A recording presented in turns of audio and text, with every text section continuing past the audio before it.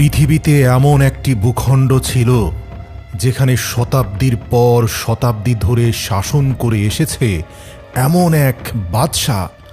কোরআন বলছে সে শুধু দেশের রাজাই ছিল না, বরং নিজেকে জনগণের খোদা বলে দাবি করেছিল। কোরআনে বর্ণিত আছে, একবার সে অহংকার করে বলেছিল, আনা রব্বুকুমুল আ'লা, আমি তোমাদের সবচেয়ে বড় রব। এই অত্যাচারী শাসক তার নিজের সামনে জনগণকে সেজদা দিতে বাধ্য করত। আর তারপর এমন এক রাত এলো যে রাতের একটি স্বপ্ন সেই বাদশার ঘুম হারাম করে দিল। মজার ব্যাপার, সে যা স্বপ্নে দেখেছে তাই তার সাথে ঘটেছে। স্বপ্ন অনুযায়ী যখন তার মৃত্যু সামনে এসে দাঁড়ালো, সে চিৎকার করে বলেছিল, আমাকে ক্ষমা করে দাও হে আল্লাহ।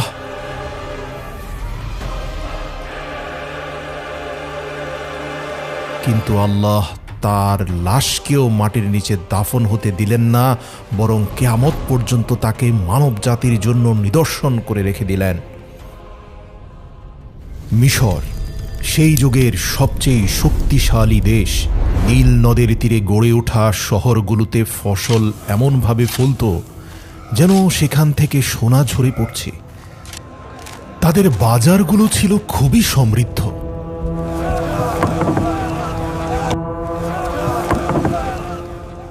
আর তাদের পাথর নির্মিত আকাশচুম্বী অট্টালিকা এবং প্রাসাদগুলো ছিল তাদের অহংকারের অন্যতম নিদর্শন।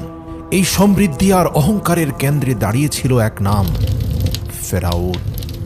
তার হুকুম শুধু আইনি ছিল না, মানুষ তার হুকুমের উপর ঈমান আনতে বাধ্য হতো। সে হুঙ্কার দিয়ে বলতো, আমি তোমাদের সবচেয়ে বড় রব।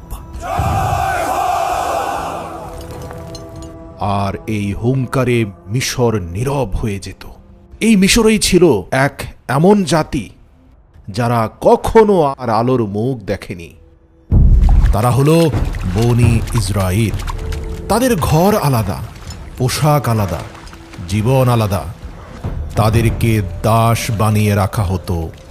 তাদের পুরুষরা সকাল থেকে সন্ধ্যা পর্যন্ত বড় বড় পাথর টেনে মিশরীয়দের আকাশচুম্বী অট্টালিকা আর প্রাসাদ বানাত, আর রাতে ক্লান্ত হয়ে লুটিয়ে পড়ত। তাদের নারীদের বাঁচিয়ে রাখা